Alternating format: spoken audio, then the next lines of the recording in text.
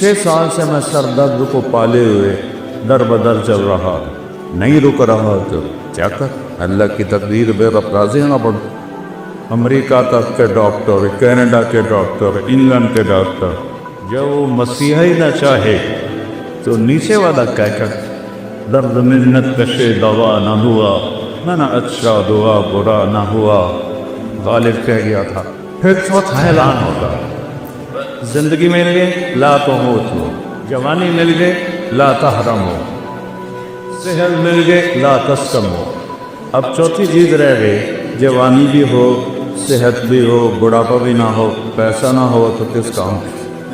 تو اللہ کہے گا ان لکم من تنعموا فلا تبرسوا ابدا، اب ہمیشہ بادشاہت کرو، مالداری نہیں بادشاہت کرو، کبھی زوال نہیں آئے گا۔ یہ کہاں ہے؟